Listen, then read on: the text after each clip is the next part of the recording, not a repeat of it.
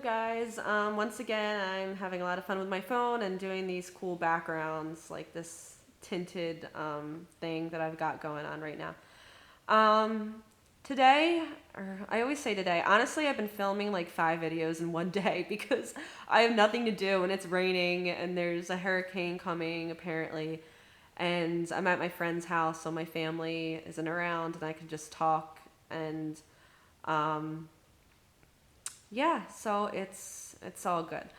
Um, I guess what I want to talk about today is dealing with the trauma of a spiritual awakening. And let me just say to preface this, if you guys are not open-minded about topics on spirituality or like weird stuff, I would just click out of this video because number one, you're not going to really understand what I'm talking about, and number two, I don't want to offend you if that's not your belief. We all have different like belief systems, and I don't want to be offensive to anybody because I respect everybody's beliefs and yours included, and I just don't want to be disrespectful to you. With that being said, is I've had a lot of crazy experiences this year. I started on a spiritual path. I've always been drawn to things like that, like the paranormal and supernatural, and but just like in the ways that like kids are drawn to them. Like I thought it was cool. And I started a spiritual practice a couple years ago where I started reading a lot of intriguing articles on things about astral projection, lucid dreaming, remembering past lives, things like that. And the reason I got into that was just honestly because I thought it was interesting, and I said, you know, why not? Life is good. Might as well add more fulfillment into an already really good life, right? And then I started, first, everything was really, really good. And a lot of people who have been on this path will know what I'm talking about. Colors were super, super, super bright. My life, my future looked really even brighter. Everything was really cool. I realized that everybody's connected. I felt like, you know, just somebody, like, I was so happy to be alive and I'm part of history, and like death didn't scare me or bother me because, you know, there's obviously something after death and it's going to be wonderful. And, you know, it's no matter what happens, I'm safe and we're all, you know, it's going to be just great and the world is wonderful. And, you know, I'm super, super, just really happy for a long time. And then I crashed from the initial bliss of the beginning stages of a spiritual awakening. A lot of people call it Kundalini. That's fine. I personally, that word is a little bit far out there for me. No, like I understand what they mean when they say Kundalini awakening, and I know what that is referring to. But I'm just like, I don't know. I just feel weird when I say it because I'm not like a guru. I'm not like, there's a lot of people out there who are really, really good at what they do, and I'm not one of those people. So I choose to like just try to stick with like normal words because I feel I'm just very normal, I guess. But after the initial like shock of like being really, really happy and really like energetic and life is good and everything was working out for me, I was manifesting things really easily. For instance, I really have always wanted to be published, like a creative work, and I got published. I'm really happy about that. Sorry, I'm moving a lot just because I'm like not comfortable. Oh look, I can see myself in the mirror. Weird. Okay, sorry, I get distracted really easily. Anyway, so I was like having a lot of fun with the spiritual practice. I was having amazing dreams. I mean, literally out of this world. I was dreaming about being on the ocean, but the waves were like multicolored, like pink and blue and orange and yellow, and it was beautiful. I was dreaming of like being like, this is gonna sound really far out there, but I was having dreams of like being on like another planet and like meeting beings from a different like universe, and they were showing me like this really cool like galactic. It was really bizarre, and I'm not the kind of person who dreams like that. Like I've always been very like straight-laced, kind of like normal. So like when I started having these like dreams, I was like happy because they were really cool dreams. Really, really exciting, really happy dreams. Then all of a sudden my life started crashing out of the blue. I mean, out of the blue. Everything was good. And then my life just fell apart. I mean, when I say my life fell apart, I mean, it's comical. Like everything that was going for me, everything that was good in my life just was shot to hell. I found myself at one point being in my own place, my fiance, and, you know, going for my career with all my friends and having parties. And my life was like a great Gatsby movie. Everything was just really good. And I was dancing, having fun, and, enjoying my youth and whatnot. And then all of a sudden, I've moved back home. I'm not in school anymore. I have the relationship I was in is over. All my friends don't live anywhere near me, and I'm back at home where I spent my teen years, and I have no money, and I'm not really doing anything right now. And it was a shocker, and it took me by surprise. So that's kind of the crash. And in spiritual terms, they call it the dark night of the soul, which means that your ego self is dying to your true nature. So in other words, everything has to go. So everything that you thought was you is gone. And it's a death. It's a symbolic death, because for me, it's the death of my relationship, the death of my career, the death of my financial state, the death of my independence, the death of my old life. It's really difficult. And now I'm in this position where I don't really know where to begin. I don't know how to start again. I don't know what starting over is. I just know that I'm really, really depressed, because everything I thought was me turned out not to be me at all. And that was just my ego talking.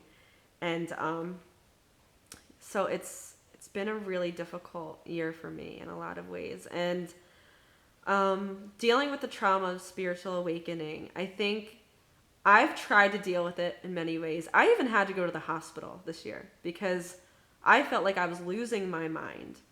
A lot of symptoms of spiritual awakening include repressed memories coming to the surface, and also significant memory loss. I've talked about this before, but I am remembering memories of being a toddler, of playing with children, of, being like 3 or 4 years old and playing with other kids. And when you're a child, children are closer to the other side anyway. So you easily make friends when you're like a kid and you don't have like an ego. And then all of a sudden, like, you're in school and you're being socialized, and then that's how an ego develops. You're around people, you have responsibilities now, you have school, and eventually you grow up, you have work and things like that. So being forced to leave my old life behind has shown me a lot of things that are really, really, really very scary. Spiritual awakenings are very traumatic, and they're not for the faint of heart. And if you are going through a spiritual awakening, and if you're wondering if you are, there's lots of videos that can tell you. I will say that if you are experiencing a lot of setbacks financially, romantically, maybe health-wise, that's one sign, because part of a spiritual awakening is clearing out the old to make way for the new. So if a lot of things are just going wrong for you, if you find yourself being unusually depressed, if you find yourself thinking about your own mortality, if you find memories, like you can't remember things, like for me, I don't remember growing up. I remember being a small child and not much of anything in between that, which is weird. That's why it's kind of odd for me to be back in the house I lived in as a teenager, because I have very few memories of being a teenager. I'm sure once this process ends, if it does end, I will gain back a lot of those memories, but for now, I don't have them. So those are some of the signs. If you're having violent dreams, like I said, when I first started getting really into spirituality, I had a lot of like really, really cool, like amazing dreams, fantastic dreams. I was really happy. And then when I crashed from my high, I started having nightmares, and now I have nightmares almost every night. Very, very violent dreams I remember one dream, it was like very apocalyptic, and things were blowing up, and I was like trying to save all these puppies and kittens from like falling into like the cracks of the earth. These are the kind of dreams I have now. I used to have dreams of flying through the sky and like talking to people, and now I have dreams of trying to save puppies and kittens from being swallowed by the earth. That's one example. I have a lot of dreams of being chased, a lot of dreams where I'm falling off of buildings or I'm being murdered, and just, I have a lot of nightmares.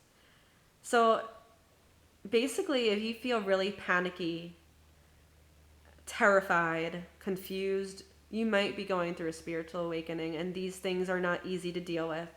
And if you're going through it, I want to give my biggest, kudos to you, because not a lot of people can deal with it. And a lot of people, when they're dealing with these spiritual awakenings, a lot of people commit suicide during the process because it's so intense. Because you're losing your ego, you're losing parts of your life that were important to you. I mean, people are fading from your life. You feel directionless. You feel like you can't breathe. You can't stand on solid ground.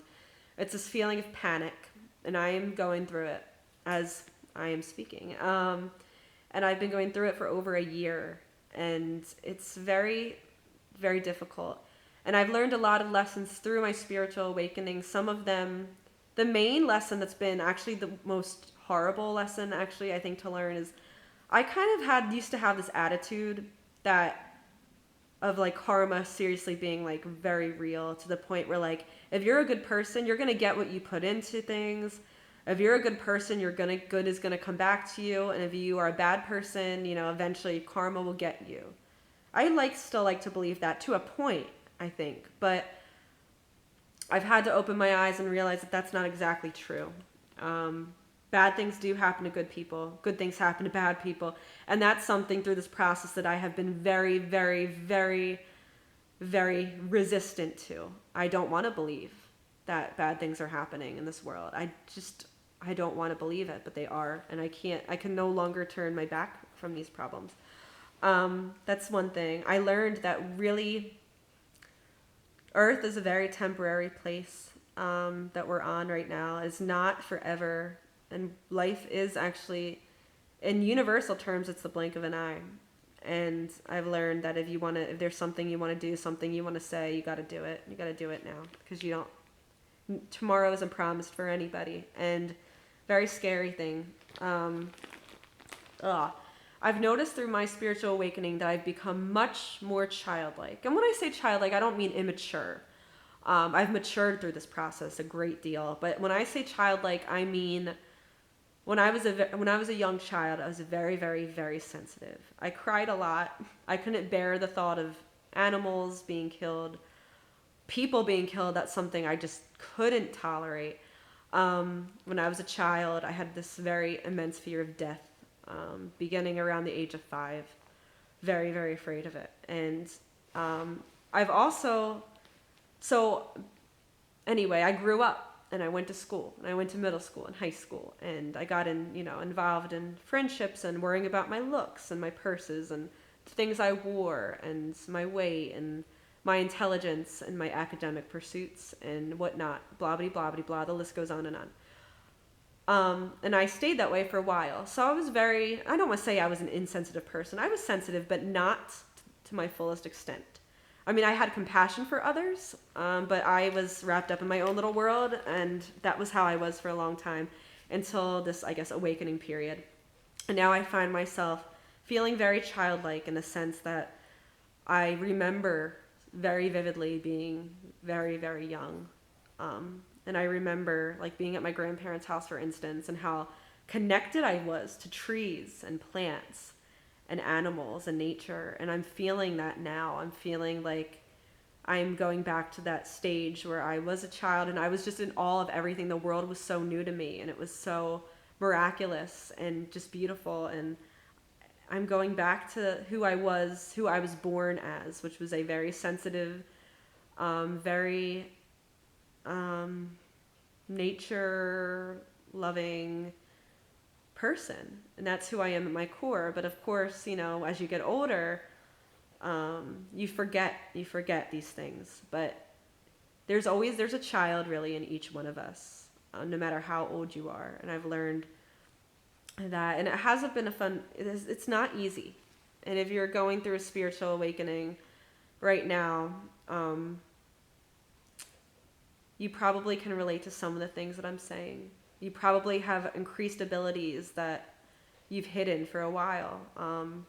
For instance, I am very, very empathic. I can pick up on what people are thinking and feeling, not all the time, but I used to be able to turn it off very easily. Now I'm having trouble turning it off. I can pick up on negative vibes, negative energies very, very easily.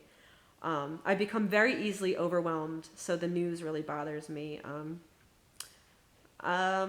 Anything where other people or animals are being hurt really bothers me, and I was not like that before. I mean, of course it bothered me like a normal human being, but I mean, I had a heart, but like it didn't bother me to the extent that it does now. Now it really, really bothers me, and it's difficult, and I just find myself being very sensitive to the point where my friends and even my family are like, like, you're way too sensitive. And that's a part of the spiritual awakening process. And it's also a lot about facing your demons. I've had to face all of my demons this year. My intense fear of death has been something that's been recurring in my life during certain times of my life, usually when things are in a total upheaval, because I don't feel settled or secure. So that's a very big thing with me, is my intense fear of dying. I've had to face that when everything fell apart in my life. I've had to face my fear of being betrayed and abandoned. I've had to face my fear of losing my independence. I've had to face my demons of not like being the person I thought that I was. Everything that I have been so scared of my whole life is coming to the surface for me. And it's very difficult. It's not easy. And if you're going through that, the best advice I can give you is try not to see this as a punishment. When you're going through hell, you really feel like you're being punished. I know I sometimes do. You really feel like the universe is just out to get you, and like God doesn't love you, or source, or whatever, if you believe in anything higher than yourself, whatever. The light has turned its back on you, and you're finding yourself in really crappy situations that you would never have chose for yourself, and you don't understand why. And why is this happening to me? Why me? Why me? And those are questions that you will frequently ask when you're going through hell. And the first tip is try not to see this as a punishment. The amount that you suffer is usually directly proportionate to your growth. So if you're suffering immensely, you're actually probably growing spiritually on a soul level in very, very amazing and drastic and powerful ways that you may not want, but you're growing as a person. So the more you suffer, the more you learn, the more you can feel compassion for others and empathize with other people. And I think if I do go back in the counseling field, it's going to be really helpful for me, because I know what it's like to be on both sides of things. And so just try to remember, if you're going through hell, try your best not to see it as a punishment. See this as a challenge that you can overcome. And a lot of it is about surrendering to the unknown, surrendering to the fact that you don't have control over not as much as you think that you do. And that's really, really very difficult. But all I can say is strive on, keep going, and, it can't rain forever. It might, there's a saying, I guess, going around on Facebook or something, like, it might be stormy now and it can't rain forever. And that's very true. Things will look up, things will get better, but you got to get through the hell so that you can make it to the other side. And usually when traumas happen, it's going to be used in your life in miraculous ways. I went through something very similar to this my senior year of high school. I went through a lot of things, had to be hospitalized. I was having such a bad breakdown that I had to be put on medication, and it was really, really, really unbearably awful. just a bad, really bad thing. Things were happening to me mentally and in my external world as well. And eventually, I was very grateful because if I hadn't gone through that, I wouldn't have chose psychology for my major. I wouldn't have chose the school I was in.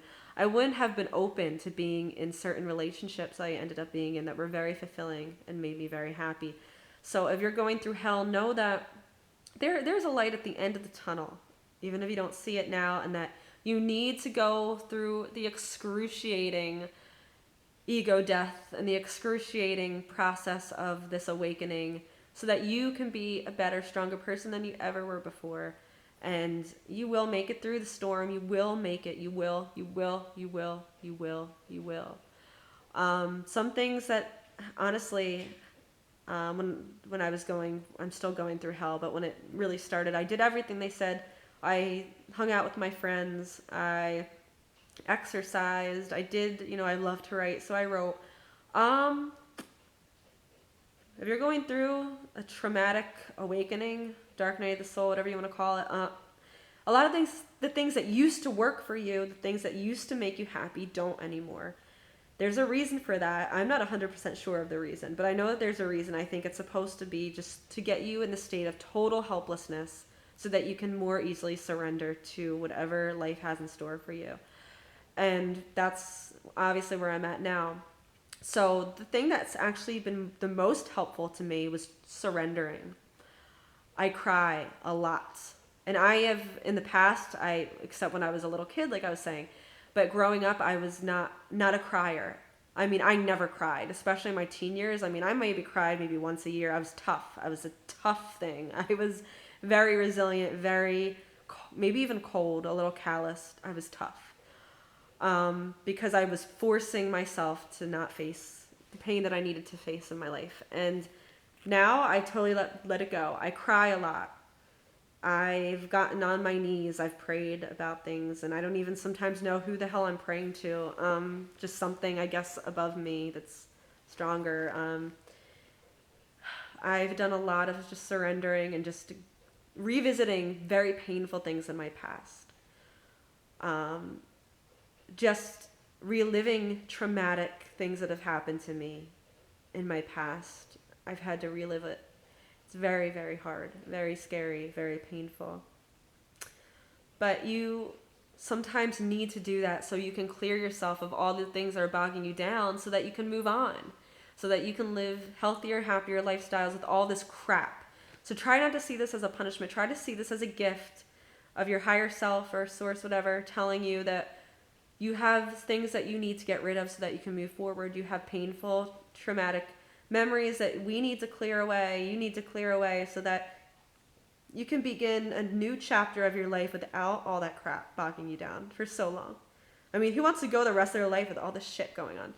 So hang in there. And if you are going through a traumatic spiritual awakening, just please hang in there. Again, it's kind of a dangerous time because a lot of people end their lives during this because it's a painful process, and a lot of us are afraid to face our demons, but it's important that you do. It's important that you live through this process because you don't know the future. You don't have a crystal ball, and things will most likely get much, much better, and you're going to feel much lighter and freer than you ever did before. Okay, so hang in there and have a good day.